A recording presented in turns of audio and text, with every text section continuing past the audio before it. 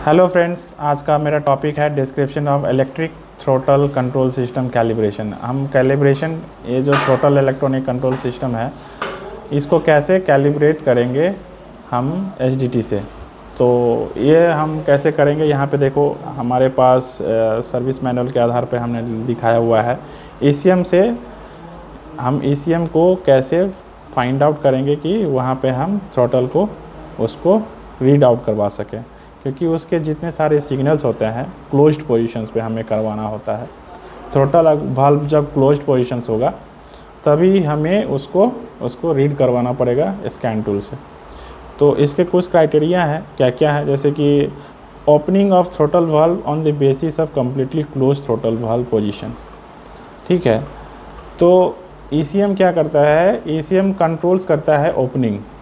ठीक है, opening of throttle valve को कंट्रोल करता है on the basis of closed position.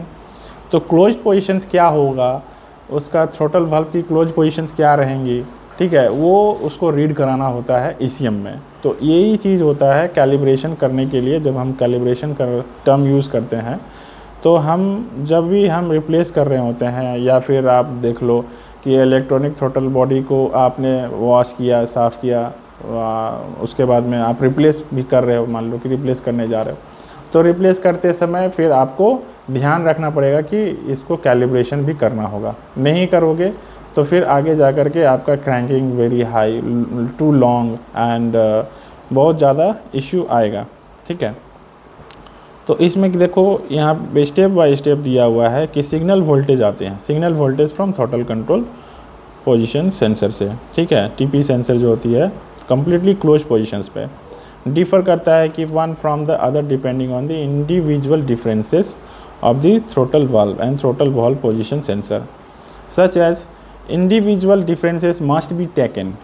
ठीक है, individual must be taken in account of controlling the valve. ठीक है, थ्रोटल वाल्व को कंट्रोल करना होगा।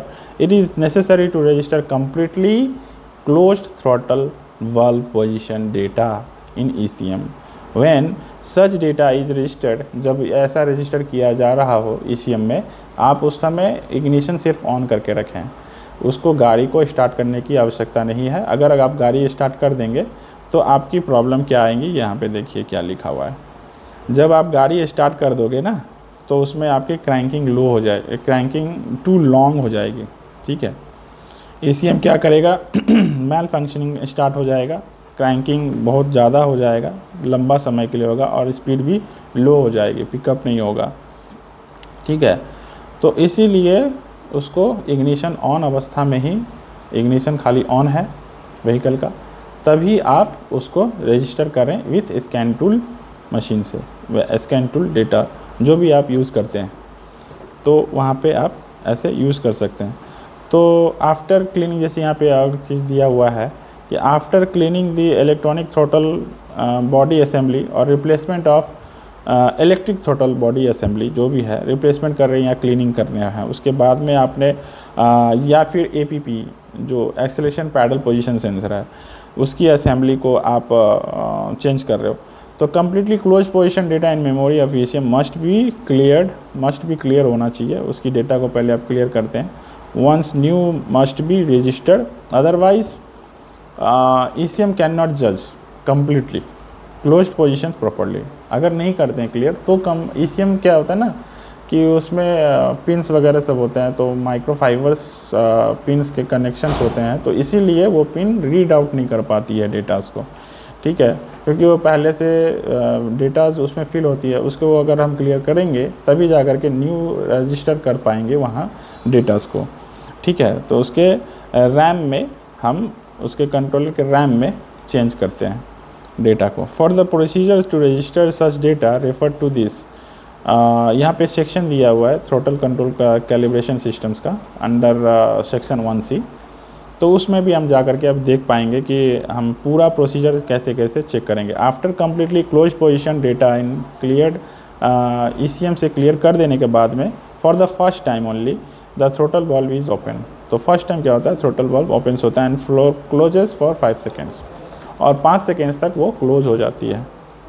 आफ्टर इग्निशन इज़ ऑन, तो इग्निशन ऑन करने के बाद में वो थोड़ी देर के लिए ऑन रहती है, ओपन होती है, क्लोज उसके बाद में होती है 5 सेकंड के लिए वो क्लोज होती है, ignition on. For registration of completely close throttle position में होना चाहिए, वाल्व पोजीशंस।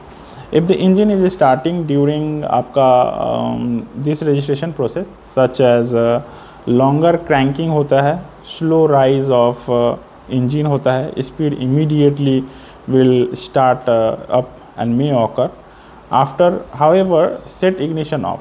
ठीक है, तो इसीलिए कहा जाता है कि इग्निशन ऑफ कीजिए।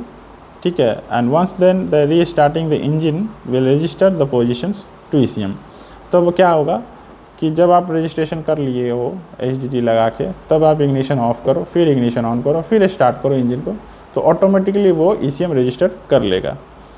ठीक है, तो अभी जो है हम लोग आगे आने वाले पार्ट में देखेंगे कि इलेक्ट्रॉनिक थ्रोटल कंट्रोल सिस्टम जो है उसका कैलिब्रेशन कैसे करेंगे और क्या क्या प्रोसीजर है, कैसे इनसाइड पूरा डिटेल्स में हम जानेंगे।